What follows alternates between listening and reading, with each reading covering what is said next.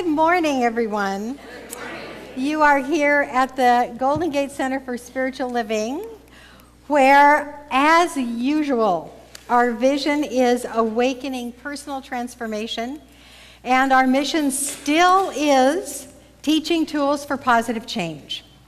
So I would like now to honor everyone who is here for the first time. We have a newcomer packet, and our newcomer goddesses are here at the corners of the room. So if you are here for the first time, please accept our warm, warm welcome on this wonderful Sunday, and just put your hand up. We don't ask anything else. We'll put something in it, and then you'll know more about us. Everybody is... There's a newbie. Bless your heart, hon. Bless your heart. So, Friday was Veterans Day, and as is our custom, I would like to honor the veterans of our community. And so, if you have served in the armed forces, in any division, in any way, would you please come up and line up right here so that we can honor you?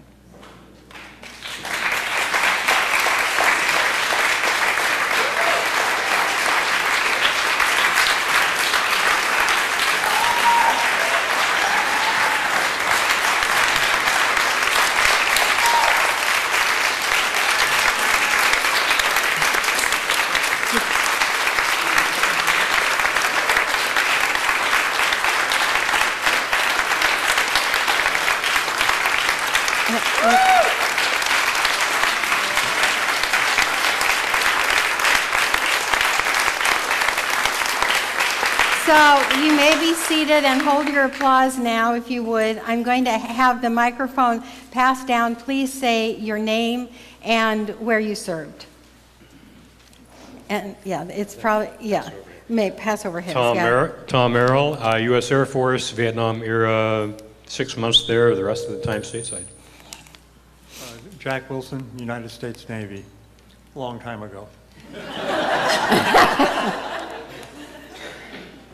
Jim Austin, Korea. Julie Roby, U.S. Navy during peacetime. Michael Colombo, U.S. Army, let's see, 1969 to 74. Thank you.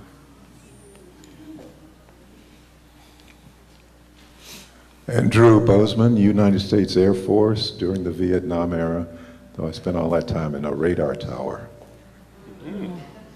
Hi, Gene Langell, U.S. Navy, and during the Korean War. George Hurwitz, U.S. Air Force, during the Korean War.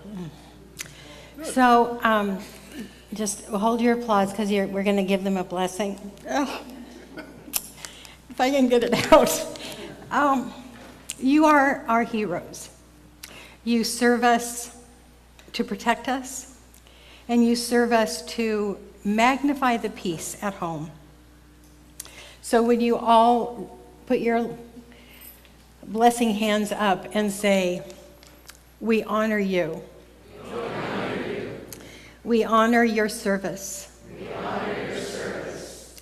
We honor your heroism. We honor your heroism. The world is safer because of you. The world is safer because of you. We love you. We love you. We thank you. We thank you. And may we all work for peace together. And may we all work for peace together. Now.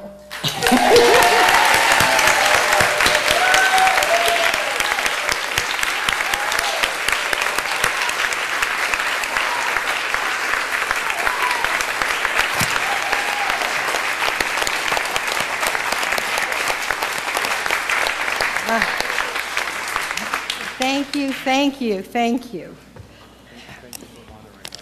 You're welcome, Michael. Well, just to warn you guys, I haven't had a good cry yet, so who knows what's going to happen today. Quite a week, yes? Yes. Oh, boy. So our theme for the year, oh my goodness, is all the more poignant, yes? We are creating a world that works for everyone.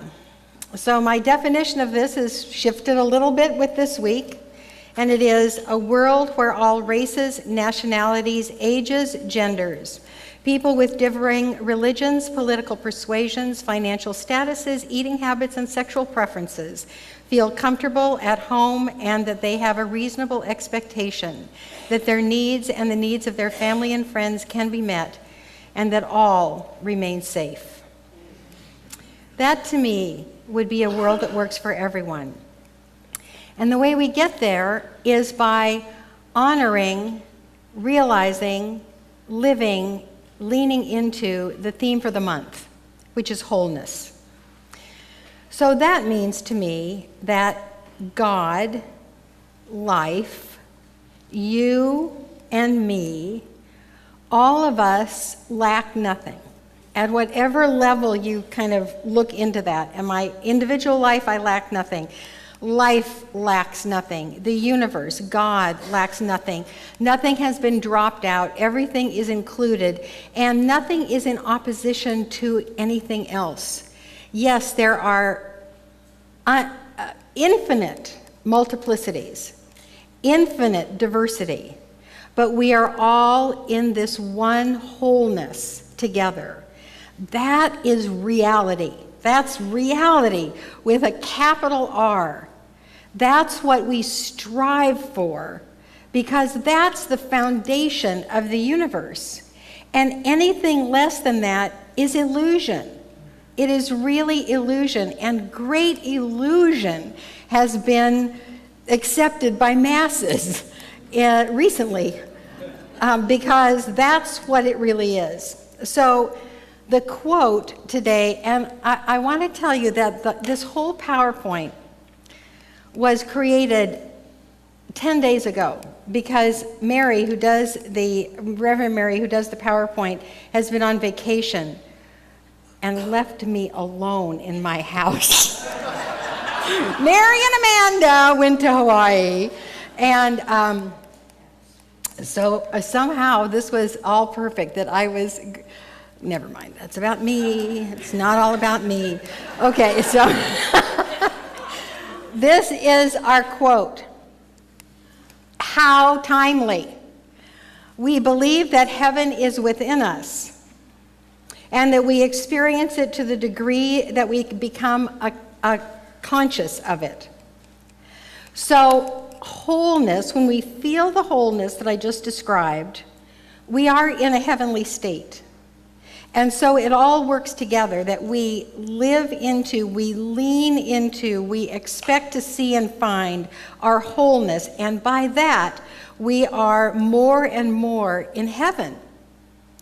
So this is the teaching, and am I the only one that's had a hard time with this week? No, okay. You know, I actually have been counseled by others. You know, I called Rick up with a whole bunch of complaints, and he was just there for me. You know, it was really great. So anyway, supreme well-being is available to us in every moment.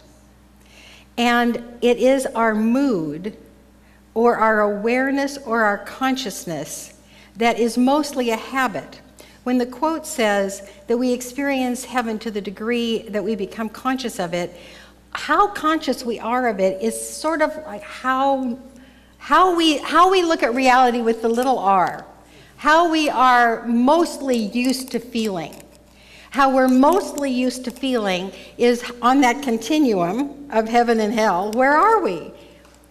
Wholeness is available in every single moment. And it is by what we seek, what we look for, what we expect, what we lean into, what we habitually look for and find, that says how heavenly our life is. And our mood is also affected by the unhealed parts in us. All of this acting out around the country this week, all of this bad behavior, unskilled behavior by people against one another, is not because the world changed, it's because there are unhealed places inside all or most of us.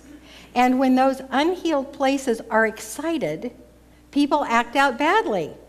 That is what unskilled behavior is. It is allowing ourselves to think that because my button was pushed, that's reality. When all it is my button is pushed, and I can heal the button and the lie underneath it and move into wholeness if I do my spiritual work.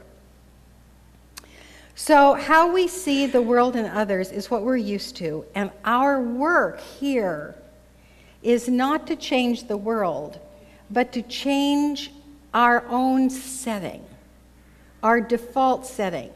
What we go back to as, well, that's the way life is. That's the way life is our default setting. And if that's the way life is heavenly and beautiful and perfect and, all I see is beauty and perfection, that's the world you live in. That's your reality. And if your default position is, well, see, everybody's running amok, then that is your reality. So tools for positive change are for us to shift that internal reality. And the title of today's talk is How to Create the Heaven Habit. So I'm going to describe to you my feeling, my felt state about heaven. It's seeing and experiencing life from the highest perspective and always seeing oneness and beauty and seeing past unskilled behavior to the divine essence of everybody. It is taking each experience and knowing God is in the middle of it. And knowing God is in the middle of all the people that I observe.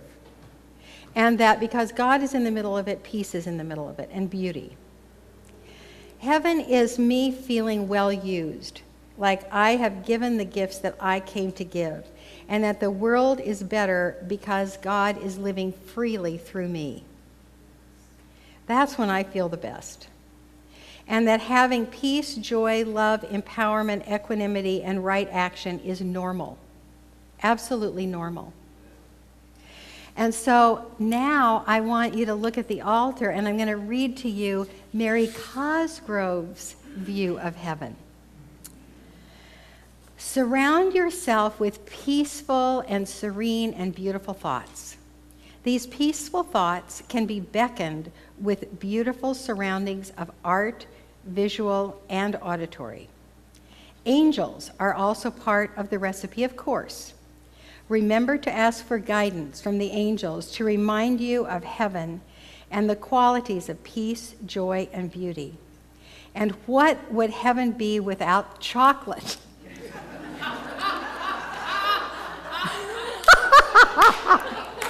Please help yourself to a piece of heavenly chocolate marshmallow at the altar. It just doesn't get any better than that. And humor is in heaven as well, I believe.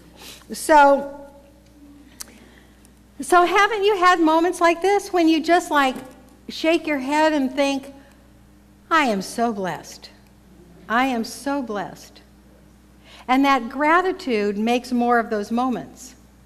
And creating the heaven habit is seeing in this way more and more and interpreting events as blessings.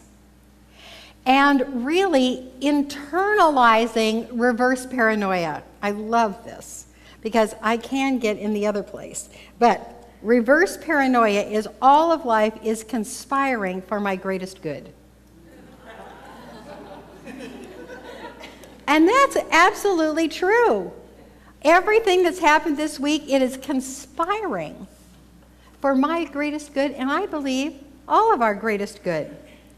So when we think of the tools for positive change, I just want to say we've got practitioners here that will help you. If you have a particular pain around this week, they can help you today. And then I want to say also, and Andrew that sent an email early this morning. This happens to be the year anniversary of Bob Plath's passing. And I would like you to notice that his place is empty in the front row. Right there. Bob Plath with his message of forgiveness. And forgiveness is that which creates all of those divine qualities of heaven. And forgiveness really is holding everybody harmless. Holding everybody harmless. Quite a magnificent piece of spiritual work if you can do it. I am definitely working on that myself. But that's what forgiveness is, holding everyone harmless. And then, of course, love, spreading love. And what a great opening song. Put a little love in your heart. Oh, hallelujah. And hallelujah. Yeah. Okay, you ready for this? Seeing heaven in difficult circumstances. This all was, conjured by God 10 days ago. So the first point I want to make is not too difficult for us to grasp if we have been metaphysicians for a while, and that is there is no devil, no hell, no torment, no damnation, no punishment. And this comes from Frank, page 337 in the textbook. And this is in the chapter about mystics. So when Ernest Holmes starts with the word they means the mystics in our past and present that know universal spiritual truth just directly, without explaining it to themselves, just directly. They have done away with evil as a cosmic entity. No devil, no hell, no torment, no damnation outside of one's own state of thought. No punishment outside of that self-inflicted through ignorance, and no salvation outside of conscious cooperation with the infinite. Now that does mean that we feel saved from ourselves and from negative appearance when we live in conscious cooperation with the infinite. And then the paragraph ends with, heaven and hell are states of consciousness. Can we get behind that? Can we say, in my best times, I know this is true? Okay, good. Yeah, good. Yeah. So this next one is a little bit more challenging, given, well, for me, maybe not for you. But so I'm learning this. I'm saying this to myself, you people. I am so happy that this is my job, that I get to do a talk for myself every single week. And that is no disappointment, no harm, no hurt, no suffering, no lack. That is heavenly when those are absent. Now, how can we say that? At the level of heaven, intense well-being is leaned into so quickly that if those places of disappointment, harm, hurt, suffering, or lack happen, we can move through them very quickly. A very wise man, Bob Hoffmeyer, many of you remember Bob Hoffmeyer, he said this, "What so? So what? Now what?" That's how quickly we can teach ourselves to move through disappointment. What so? So what? Now what? And the now what is the healing. How can I live in peace, joy, love, and act from that? We've all worked on disappointment before. And we've all had, I think, I'm going to ask you, how many of you have had the experience of, I used to stay in disappointment for 4 days, and now I can do it in 4 hours. Or I can do it in a half an hour. Okay, good job. That's the work of consciousness. You have told yourself the truth. I mean, You can live God's wholeness in disappointment if you want to. You can live God's wholeness in feeling made less than and harmed and hurt and in lack if you want to. I don't want to. And so the more I can move through that quickly into the direction of healing, that's great. And we do that by going to spiritual principle. And at the same time, this next one is very, very, very important and essential. We cannot do a spiritual bypass. Feel your feelings, be grateful, and move on. That is the what so what, now what. So we can't do a spiritual bypass and just say, oh, everything's fine, everything's fine, everything's fine. Because those feelings were made to be feeling creatures. And if we don't feel our feelings, they stay right underneath our awareness, and we can't get to heaven. We can't get to that heavenly state. So you take your mind to the truth tests. What good is present here? What am I called to do now? Where can I see love right here, right now? What is there for me to do in this circumstance? One of Melanie, my daughter's friends, said, "The country hasn't changed. We just know more now." We do, don't we? We know more. We know more. We know that there is a big group of, many groups of people that feel invisible, that feel marginalized, that have felt forgotten. And so there is sort of that outpictures as sort of this love-hate thing, this violence-peace thing that's going on right now. And on social media, there is a movement about the safety pin. And the safety pin, in wearing it, means I am a safe place. I'm harmless. I don't judge you. In fact, I love you.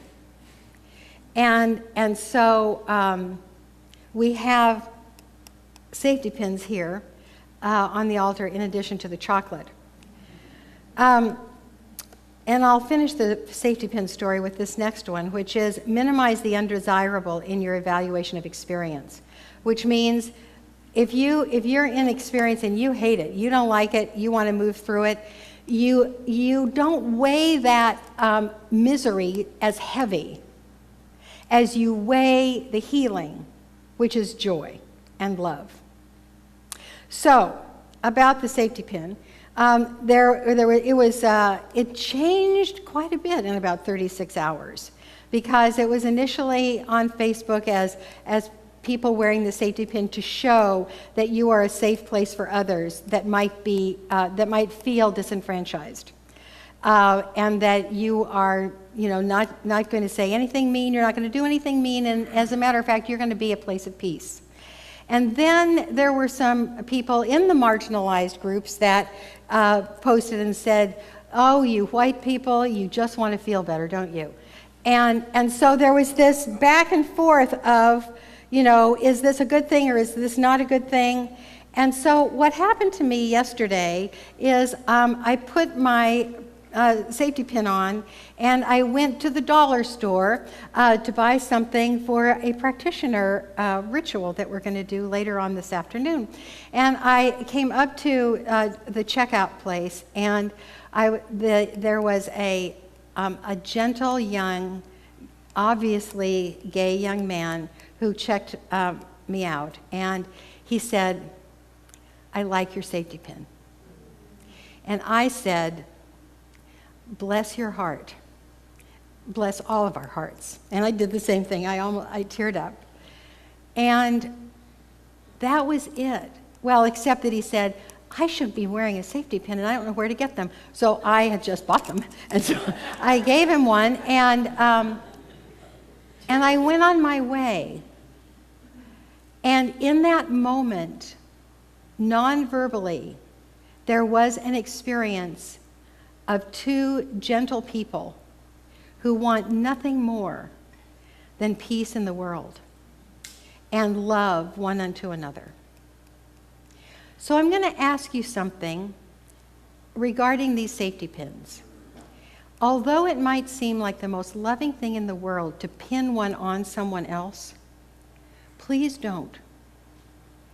Because that person, for whatever reason, might not want to wear one.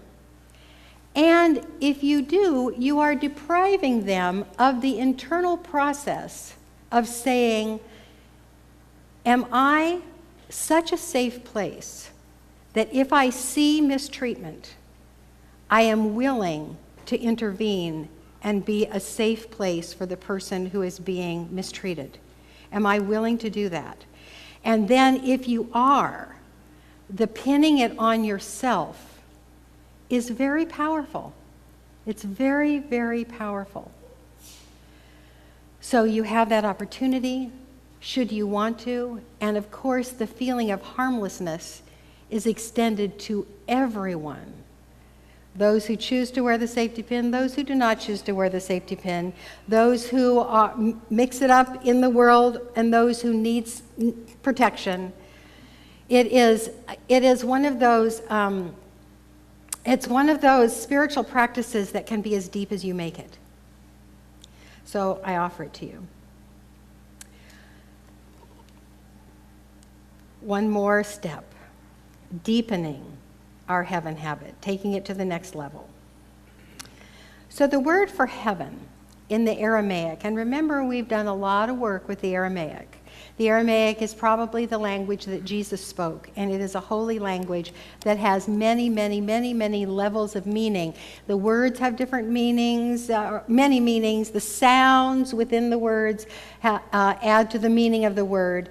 And so the word for heaven is Shmaya or Shemaiah, and it's a very complex meaning. It means, it's translated short as light and sound vibrating everywhere. But it means light, sound, vibration, name, or word. It means that which rises and shines in space. And the shining includes every center of activity, every place we see, as well as the potential abilities of all things. In effect, Shemaiah says that the vibration or word by which one can recognize the oneness, God's name, is the universe. This was the Aramaic conception of heaven. So there is a sense of vibration. There is a sense of, and we can feel our own vibration, can't we? When we're depressed or despondent, the vibration feels low. When we are joyful and, our energy is up and out, the vibration feels higher. So the idea is to vibrate at a higher level. After the election, when I realized that I was depressed, 36 hours after the results, it was Thursday morning when I went on my walk, and I thought about my children and spending Thanksgiving with my children, and that feeling of joy bubbled up. And it was so different from what I had been feeling that I reminded myself, oh yeah, this is my normal. This is what I want to feel. I'm going to let go of the other because I can't do anything about it right now. And I can think of my children and how fabulous holding them in my arms at Thanksgiving is going to be. So the saying in the election time of when they go low, we go high, both parties had low behavior. And what I want to do with that saying is for all of us to say going high means raising our vibration from anger into love, raising our vibration from despondency into hope and peace and what is mine to do. And an analogy of that is When others are superficial, we go deep. So it's that high and the depth, the both, is where we want to go, staying out of this middle place of reactivity. Am I making sense? All right. Next, let go of worry about circumstances forever. Worry does not do anybody any good. It brings your vibration down, and if you really worry and mutter and think about specific things that might go wrong, you are actually setting goals that you don't want to have happen. So I asked the practitioners on the table today if they have a specific practice for letting go of worry, and each one of them said yes, and they are willing to share it with you. Practitioners in the room, raise your hand if you have a practice of letting go of worry. Okay, keep them up way high. Look around. You can ask the practitioners on the table, you can ask any of these practitioners that have their hand up for their practice. Wonderful. My practice is gratitude. When I am worrying, I, within a little while, can say, what am I grateful for? And the minute I do, my vibration has been raised. Lastly, match our expression to that of spiritual masters. You know, that question that Christians ask, what would Jesus do? Very, very, very, very good question. What would Buddha do? What would Mother Teresa do? You know, Posi referred to Mother Teresa's quote that is very apropos today. There goes another child of God in such an interesting disguise. And the emphasis is on child of God. What would Ernest Holmes do? Ernest Holmes would not be distressed about conditions right now. He would be saying that this is the perfect opportunity for all of us to go to truth. There are many authors, many teachers. The bookstore is full of wisdom for today. Then I found something else on the internet that I have no idea how I found this or why in the world it's up. But C.S. Lewis is a Christian philosopher that wrote many books, including The Witch and the Wardrobe, the Chronicles of Narnia, among many, many, many books. Very Christian author. He died in 1963, but he still tweets.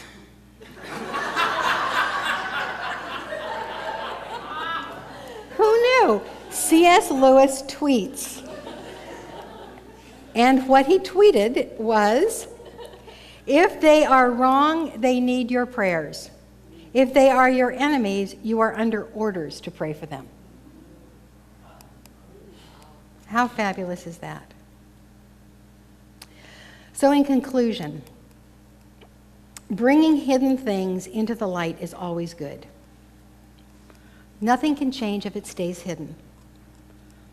So much good is coming from this election, because that which was hidden is in the light now.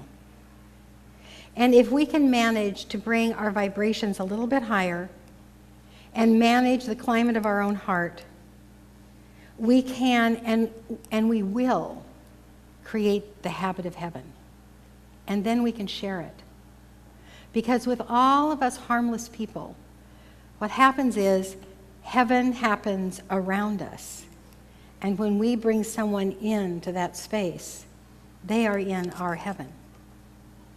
So, here are the spiritual principles we worked with today. First of all, heaven is a state of consciousness, and we create our mental states. So, my darlings, heaven is up to you and to me. And the spiritual practice today is create a spiritual habit that nourishes you. Okay, that's the end of my talk.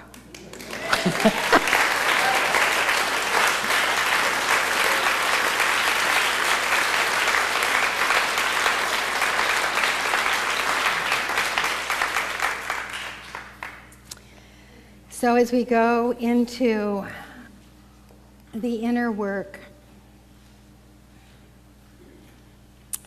in order to raise all of our vibrations, I am going to ask each one of us to identify a blessing from this week. And let that just come into your awareness. It could be a new awareness, something new that you know about the world that could use prayer. Or it could be a new connection that you have made with someone or ones. Or it could be